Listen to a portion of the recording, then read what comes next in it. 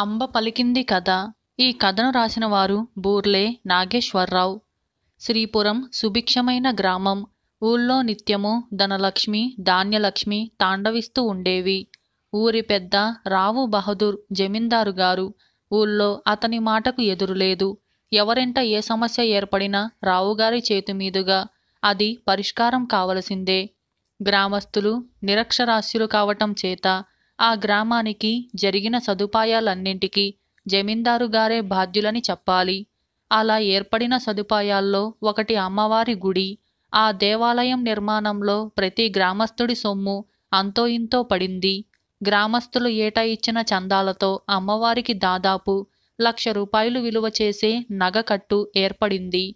అమ్మవారిని అలంకరించిన రోజున చుట్టుపట్ల కొన్ని ఆమడల దూరం నుంచి జనం వచ్చి ఎగబడేవారు.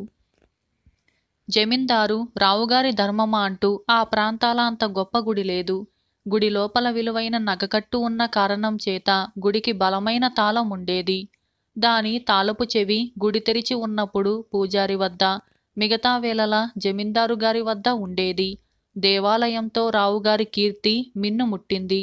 గ్రామస్తులకు ఆయన అమ్మవారి ప్రతినిధిలాగా కనిపించేవాడు. ఉన్నట్టుండి ఒక రాత్రి అమ్మవారి నగలు మాయమయ్యాయి. గుడి తలుపులు తెరుస్తూనే ఈ సంగతి గమనించిన పూజారి తల బాదుకున్నాడు. ఆయన వెళ్లి రావుగారితో ఈ మాట చెబితే రావుగారు తన చెవులను తానే నమ్మలేకపోయాడు. ఆయన పైబట్ట కూడా వేసుకోకుండా గుడివైపు వచ్చి పరిగెత్తాడు. ఈ సంగతి ఊరంతా గుప్పుమన్నది. ఊరివారు అందరూ గుడి దగ్గర చేరారు. అందరి ముఖాన విచారం అలుముకుంది. అందరూ ఎంతో భక్తితో చందాలు వేసుకొని అమ్మవారి కోసం చేయించిన 1,00,000 రూపాయల నగలు మాయమయ్యాయంటే మాటలా? జమీందారు పూజారి తప్ప ఆ నగలను మరొక మనిషి తాకలేడు. వాళ్ళు దొంగతనం చేశారంటే ఆ ఊళ్ళో రాళ్ళు రప్పలు కూడా నమ్మవు. మూడో వాడెవడో దొంగలించాడంటే దొంగతనం ఎలా జరిగినది ఊహించటానికి కూడా వీలు లేకుండా ఉన్నది. జమీందారు జనాన్ని తోసుకుంటూ అమ్మవారి విగ్రహం ముందుకు వచ్చి చేతులెత్తి దండం పెట్టి, తల్లి, ఇదేమి దురన్యాయం, మేమంతా ఏం పాపం చేయటం చేత ఈ ద్రోహం జరిగింది? ఈ దొంగతనం చేసినవాడు ఎవడో నువ్వే చెప్పాలి. వాణ్ణి ముక్కలు ముక్కలుగా నరికిస్తాను అన్నాడు ఆవేదనతో. విచిత్రంగా అమ్మవారి విగ్రహం నుంచి మాటలు వినిపించాయి. భక్తుడా, నా మీది భక్తితో మీకు ఉన్న తెలివి కూడా పోతున్నది. నా నగలు దొంగలించినవాడు మీలోనే ఉన్నాడు. వాడు చాకలి పేరిగాడు. కాని వాణ్ణి ఏమీ అనకండి, వాడు అమాయకుడు. పేరిగాడి పేరు వినగానే అందరికీ అరికాలి మంట నెత్తికొచ్చింది. అది వరకు వాడు చిన్న చిన్న దొంగతనాలు చేసి బయటపడి తన్నులు తిని ఉన్నాడు. కాని ఇంత పెద్ద దొంగతనం చేస్తాడా, అందులోనూ అమ్మవారి సొత్తు? వెంటనే చాకలి పేరిగాణ్ణి బరబర ఆలయానికి లాక్కొచ్చారు. వాడు తన మీదికి వచ్చిన నేరం విని, నాకేం తెలీదు బాబూ అని కేకలు పెట్టాడు. జమీందారు వాడి పీక పట్టుకొని, ఒరేయ్, అమ్మవారు నిన్నేమీ అనే వద్దని అన్నది. అంతటి దయగల తల్లి సొత్తుని నువ్వు అపహరిస్తావా? ఎక్కడ దాచావో చెప్పు అని అడిగాడు. ఎన్ని విధాలు అడిగినా పేరిగాడు దొంగతనం చేశానని ఒప్పుకోలేదు. చివరకు జమీందారు వాణ్ణి గుడిలోకి నెట్టి, జాగ్రత్తగా ఆలోచించుకో, అమ్మవారికి ఆగ్రహం తెప్పించావంటే నెత్తురు కక్కుకొని చస్తావు అని పేరిగాణ్ణి హెచ్చరిస్తూ గుడికి తాళం వేశాడు. మర్నాడు జమీందారు స్వయంగా వచ్చి గుడి తలుపులు తెరిచేసరికి పేరిగాడు నెత్తురు మడుగులో చచ్చిపడి ఉన్నాడు. నగల ఆచూకీ పేరిగాడి ద్వారా తెలుస్తుందని ఆశించిన ఊరి వాళ్లకు ఆశాభంగమైంది. శవాన్ని బయటికి తీసి గుడిని శుభ్రంగా కడిగించి పుణ్యాహవాచనం చేశారు. కొంతకాలం గడిచినాక రావుగారు అందరినీ సమావేశపరిచి, చూడండి, జరిగిందేదో జరిగిపోయింది. పోయిన నగలు, పేరిగాడి ప్రాణాలు మళ్ళీ రావు. రాత్రి అమ్మవారు బోసి మెడతోనూ బోసి చేతులతోనూ నాకు కలలో కనిపించింది. నన్నిలాగే ఉంచుతారట్రా? మళ్ళీ నాకు నగలు చేసి పెట్టండి అని అన్నది. 100 రాళ్ళు పేర్చితే ఒక గుట్ట అవుతుంది, ఏమంటారు అని అన్నాడు. మళ్ళీ చందాలు వేసుకొని అమ్మవారికి నగలు ఏర్పాటు చేయటానికి అందరూ ఒప్పుకున్నారు.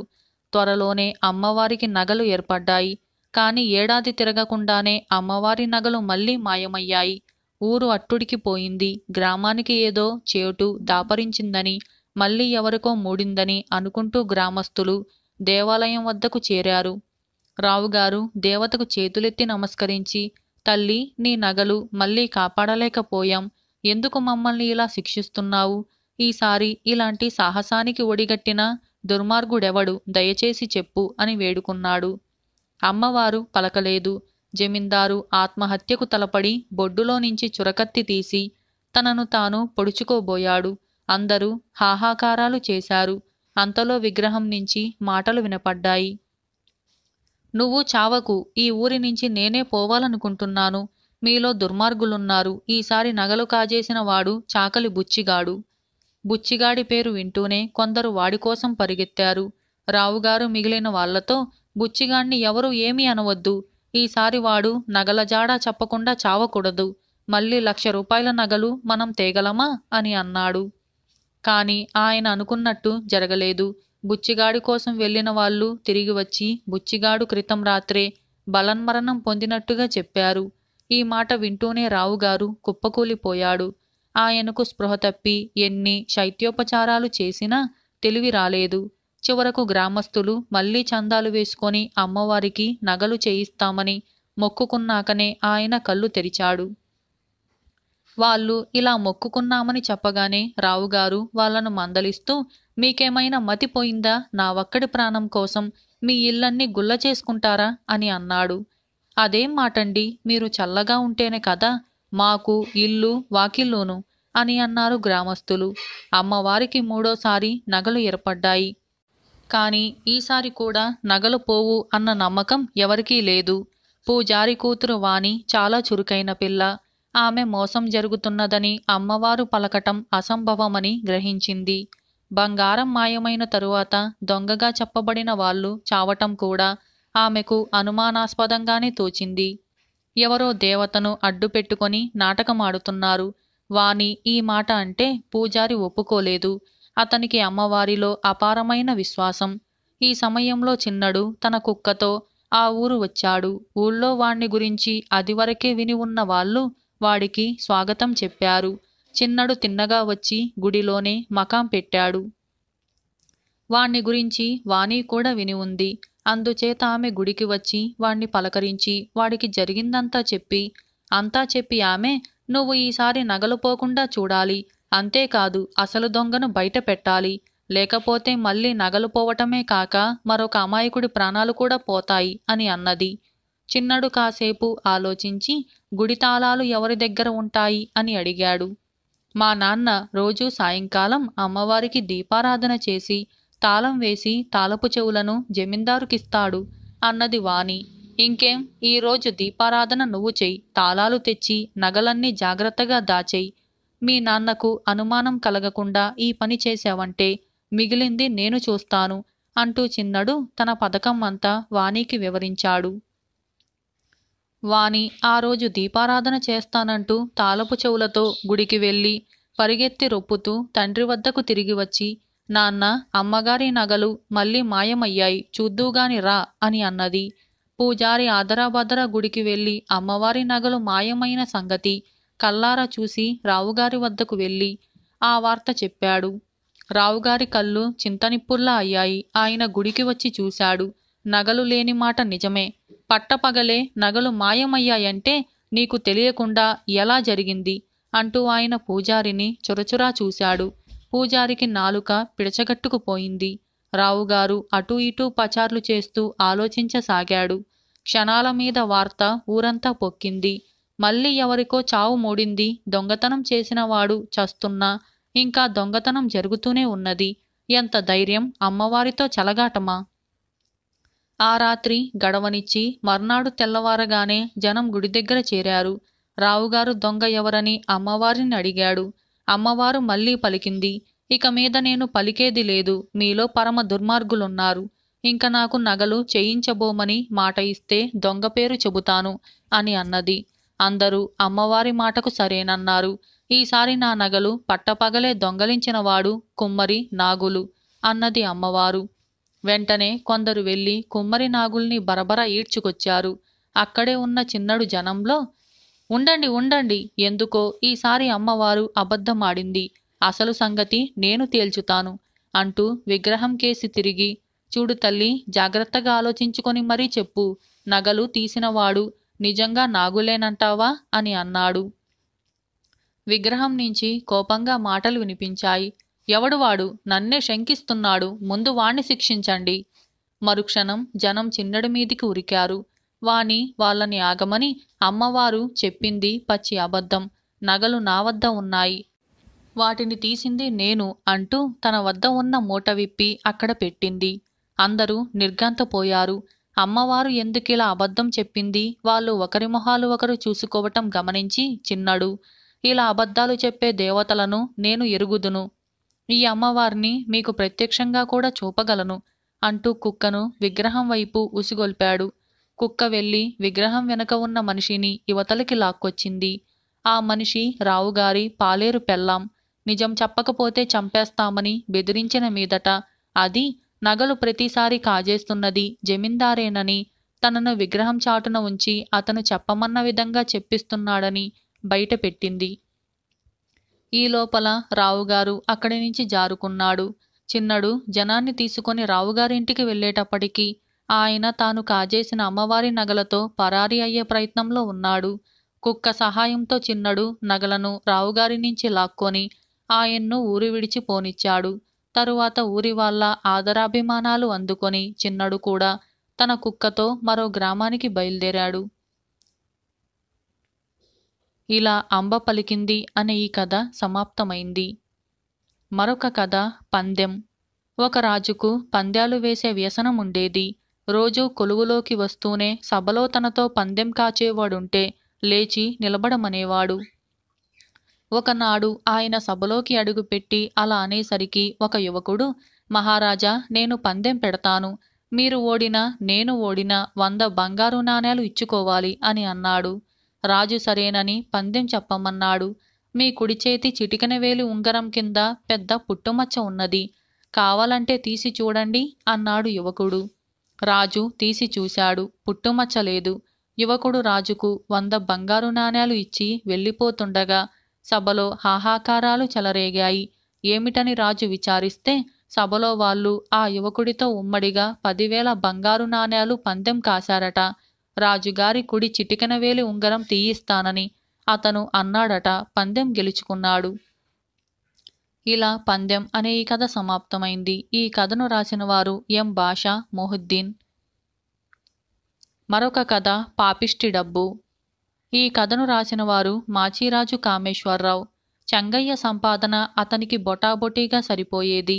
అతని స్నేహితుడు వెంకటయ్య మటుకు వ్యాపారంలో చాలా గడించి పెద్ద ఇల్లు కట్టుకున్నాడు. చెంగయ్య అప్పుడప్పుడు వెంకటయ్య ఇంటికి వెళ్ళి కబుర్లాడి వస్తుండేవాడు. ఒకరోజు చెంగయ్య వెళ్ళినప్పుడు వెంకటయ్య అతనికి ఒక దుర్వార్త చెప్పాడు. వాళ్ళకిద్దరికీ స్నేహితుడైన రమణయ్య ఇల్లు దుకాణము ఒకేసారి కాలిపోయి అతను బికారి అయినట్టు. ఈ మాట విని చెంగయ్య ప్రాణం కొట్టుకుపోయింది. రమణయ్య వ్యాపారం కోసం పట్నంలో స్థిరపడిపోయి తన చిన్ననాటి మిత్రులకు దూరమయ్యాడు. ఎంత ఘోరం, పాపం, రమణయ్యను చూసి వద్దాం పద అన్నాడు చెంగయ్య వెంకటయ్యతో. వెంకటయ్య నవ్వి, ఇది మరీ బావుంది. ఈ స్థితిలో మనం వెళితే రమణయ్య డబ్బు అడగడు అని అన్నాడు. చెంగయ్య నిర్ఘాంతపోయి, డబ్బు పాపిష్టిది, స్నేహం పవిత్రమైనది, రెండిటికి లంకె పెడతావేం అన్నాడు ఆవేశంగా. డబ్బు లేదు కనుక ఎన్ని కబుర్లైనా చెబుతావు. నేను రాను, కావాలంటే నువ్వు వెళ్ళు అని చెప్పేశాడు వెంకటయ్య. అప్పటికి చీకటి పడింది. అయినా చెంగయ్య ప్రాణం నిలవక అడ్డదారిన పట్నానికి బయలుదేరాడు. రాత్రంతా నడిస్తే తెల్లవారేసరికి పట్నం చేరవచ్చు. అయితే అర్ధరాత్రి అయ్యేసరికి మబ్బులు కమ్మి గాలివాన ఆరంభమైంది. అదృష్టవశాన అతనికి ఒక గ్రామం తగిలింది. వానలో తడిసి ముద్దై అతను ఒక ఇంటి తలుపు తట్టాడు. ఒక ముసలిది కిటికీలో నుంచి తొంగి చూసి, ఎవరు వారు అని అన్నది. నేను పట్నం వెళుతున్నాను అవ్వ, దారిలో వర్షం పట్టుకున్నది. కాస్త తెల్లవారిన దాకా తలదాచుకుంటాను, తలుపు తీయి అన్నాడు చెంగయ్య. కొడుకు కోడలు ఊరెళ్ళారు, ఒంటరిగా ఉన్నాను. ఎవరొచ్చినా తలుపు తీయొద్దని అన్నారు. కానీ పాపం నువ్వు వర్షంలో తడిసిపోతున్నావు, తలుపు తీస్తాను ఉండు అన్నది ముసలిది.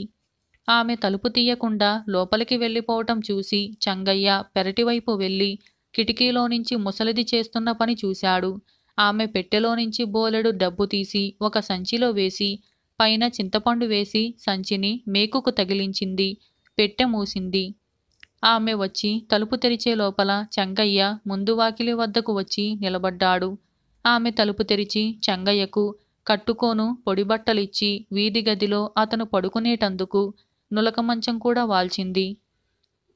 చెంగయ్య పడుకున్నాడు కాని నిద్రపోలేదు. ముసలిదాని సంచిలో ఉన్న డబ్బుతో రమణయ్య తిరిగి వ్యాపారం ప్రారంభించి త్వరలోనే బాకీ వడ్డీతో సహా తీర్చేయవచ్చు.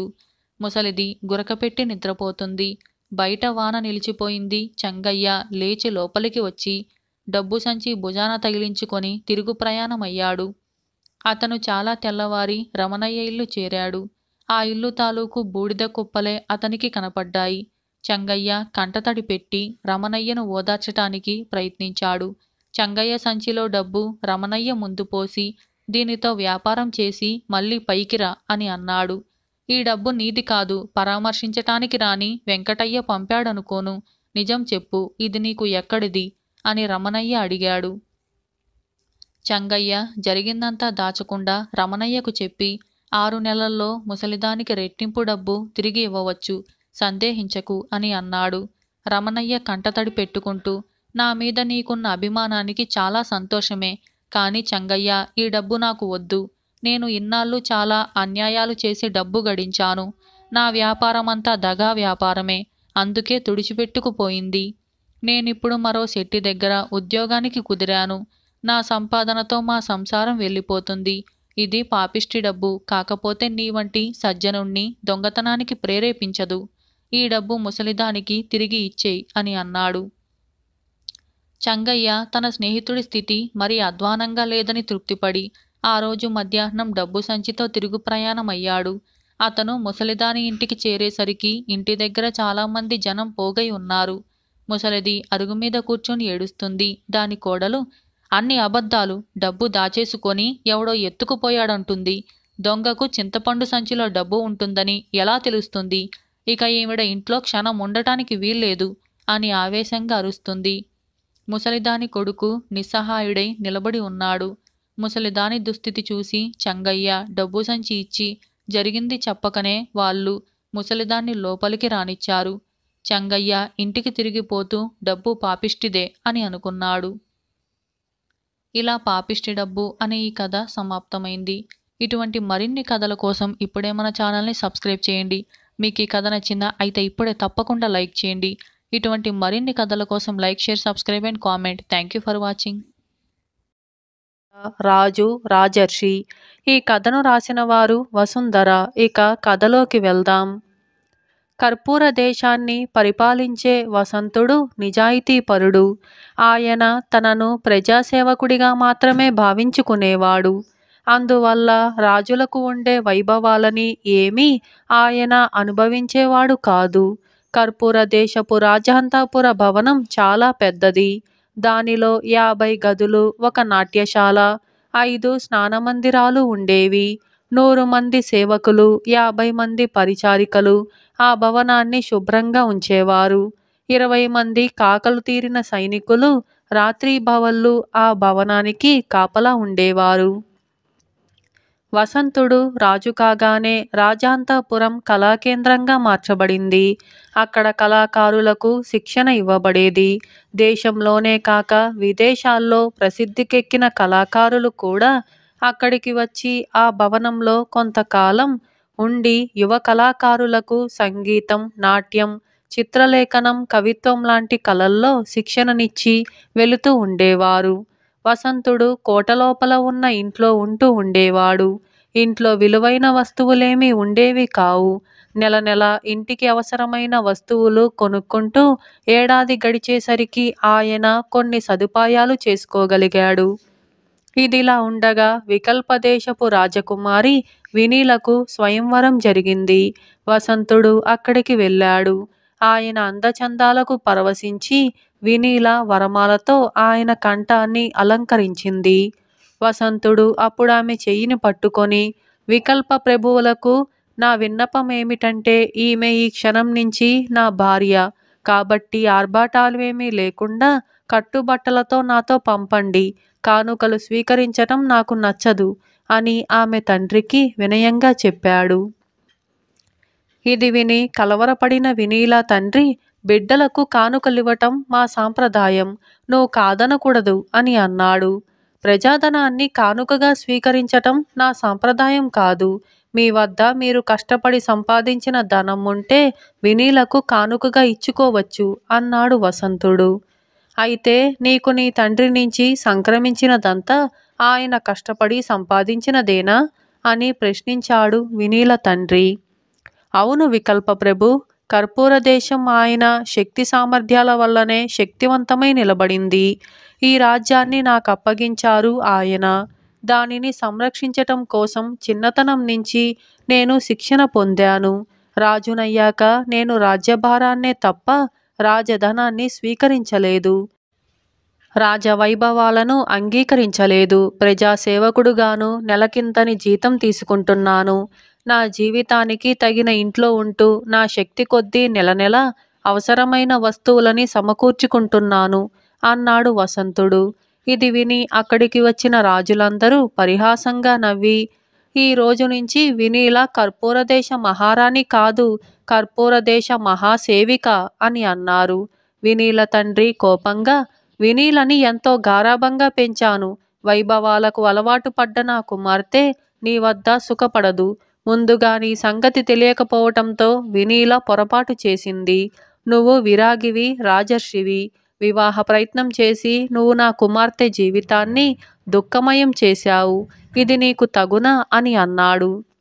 అందుకు వినీల అభ్యంతరం చెబుతూ, నా నిర్ణయం తప్పు కాకూడదు. పాణిగ్రహణం కాగానే మా వివాహం జరిగిపోయింది. భర్తననుసరించి వెళ్ళటం సాంప్రదాయం. నేను నా భర్తతో వెళ్తున్నాను.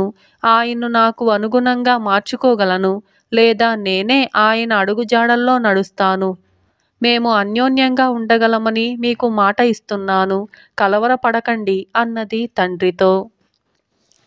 వసంతుడు, వినీల కర్పూరదేశం చేరుకున్నారు. అక్కడ వినీల తమ ఇంటిని చూసి చిన్నబుచ్చుకొని, ఇది మహారాణి నివసించతగ్గ ఇల్లేనా? ఇంతకంటే పెద్ద భవనం మీకు దొరకలేదా అని భర్తను అడిగింది. దీనికి వసంతుడు నవ్వి, దేశాన్నేలేది పురుషుడైతే మహారాజు, స్త్రీ అయితే మహారాణి. నువ్వు మహారాణివి కాదు, మహారాజు భార్యవు. ఆ విషయం మరచిపోకు. నేను మహారాజును. నేనుండే భవనానికి నెల నెల అద్దె కట్టాలి. పరిచారికలకు, కాపలా భటులకు జీతాలిచ్చుకోవాలి. నా నెల జీతంతో ఇంతకంటే పెద్ద ఇంటిని నేను భరించలేను అని అన్నాడు. వినీలకి ఆ మాటలు రుచించలేదు. కానీ అందగాడైన భర్త మీది ప్రేమతో అన్నీ సహించింది. ఆ ఇంట్లో ఒక పరిచారకుడు, పరిచారిక, కాపలా భటుడు, ఈ ముగ్గురి సాయంతోనే అన్నింటికీ సర్దుకుంటూ ఆమె రోజులు గడపసాగింది. ఒకనాడామె వసంతుడితో, మీరు లేనప్పుడు నాకు చాలా విసుగ్గా ఉంటుంది. ఆటపాటలు లేవు, చెలికత్తెలు లేరు, ఏ విలాసాలు లేవు, సమయం చాలా చప్పగా గడిచిపోతుంది అంటూ మొరపెట్టుకున్నది. తీరిక సమయాన్ని వృధా చేసుకోకు. చిన్నదైన మన గ్రంథాలయంలో ఎన్నో కొత్త గ్రంథాలున్నాయి. అవి చదువు. కొత్త విద్యలు నేర్చుకో. ఆటపాటలతో, ఆర్భాటాలతో, వృధా కబుర్లతో సమయాన్ని వృధా చేసుకున్నాక నేను పక్కన ఉన్నా నీకు తప్పక విసుగ్గా ఉంటుంది అన్నాడు వసంతుడు ఆమెతో. అలా 1 సంవత్సరం గడిచింది. వినీల ఈ జీవితానికి అలవాటు పడింది. కానీ భర్త దగ్గర లేనప్పుడు ఆమెకు అసంతృప్తిగా ఉండేది. వసంతుడు గొప్ప పరిపాలనా దక్షకుడు. ఆయన మంత్రులను, రాజోద్యోగులను అప్రమత్తులుగా ఉంచుతూ తన శాసనాల వల్ల ప్రజలకు మేలు జరిగేలా చూసేవాడు. సమర్థుడైన రాజే నెల జీతానికి పనిచేయటంతో మిగతా వారు అంతకంటే తక్కువ జీతానికే పనిచేయసాగారు. ఇలా ఉండగా ఒక రోజున విన్యాసుడనే తాపసి వసంతుణ్ణి చూడవచ్చాడు. వసంతుడాయనకు సకల మర్యాదలు చేసి గౌరవించాడు. ఆయన వసంతుణ్ణి మెచ్చుకొని తను వచ్చిన పని చెప్పాడు. విన్యాసుడు చాలా ఏళ్లుగా హిమాలయాల్లో తపస్సు చేసి అంతులేని తపోబలాన్ని సంపాదించాడు. దేవుడాయనకు ప్రత్యక్షమై, తపోధన, నువ్వు ప్రజాక్షేమాన్నే కోరే నిజాయితీపరుడైన ఒకే ఒక్క రాజు కోరిక తీర్చివచ్చాక నీకు మోక్షం ప్రసాదిస్తాను, వెళ్ళు అని చెప్పాడు. అలాంటి రాజులెక్కడున్నారా అని వెతుకుతూ బయలుదేరిన విన్యాసుడికి ఇంతవరకు ప్రసేనజిత్తు అనే రాజర్షి తప్ప ఇంకెవరూ దొరకలేదు. అయితే ప్రసేనజిత్తు విన్యాసుడితో, మహాతపస్వి, నేను రాజర్షిని. నాకే కోరికలు లేవు. నా రాజ్యం సదా సుభిక్షంగా ఉండాలన్నదొక్కటే నా కోరిక. ఆ కోరిక ఎంతవరకు సమంజసమో నాకు తెలియదు. అయితే కర్పూర దేశాన్నేలే వసంతుడు నిజాయితీలో నన్ను మించినవాడని నా అభిప్రాయం. తమరాయన్ను కలుసుకున్నాక ఏదో ఒక నిర్ణయానికి రావచ్చు అని అన్నాడు. ఆ కారణంగా విన్యాసుడు వసంతుడి వద్దకు వచ్చాడు. ఇది విన్న వసంతుడు కొద్దిసేపు ఆలోచించి, మునివర్య, నా రాజ్యాన్ని సుభిక్షంగా ఉంచటం నా బాధ్యత. ఆ బాధ్యతను పరిపాలనా దక్షతతో సాధిస్తాను తప్ప దేవుడికి అప్పగించను. అయితే తీరిక సమయాల్లో విలాస జీవితం గడపాలన్న కోరిక నాకున్నది. ఆ కోరిక తీరితే నా భార్య కూడా సంతోషిస్తుంది. తమరు నన్ను అర్హుడుగా భావిస్తే ఆ కోరికే తీర్చగలరు అని అన్నాడు. ఈ మాటలకు సంతోషించి విన్యాసుడు వసంతుడికొక బొమ్మనిచ్చి, రాజా, ఈ రోజు నుంచి ఈ బొమ్మ నీవడిగిన కోర్కెలు తీర్చుతుంది. ఇది నీవొక్కడికి మాత్రమే ఉపయోగపడుతుంది సుమా అని అన్నాడు. వసంతుడు ఆశ్చర్యంగా, మునివర్య, మీ వరం ప్రసేనజిత్తుకే తప్ప నాకు లభించదన్న నమ్మకంతో నేనా కోరిక కోరాను. నిస్వార్థపరత్వంతో ప్రసేనజిత్తును నేను మించలేను. ఏ కోరికలు లేని ఆయన్ను కాదని నాకెందుకు ఇటువంటి వరం ఇస్తున్నారు అని అడిగాడు.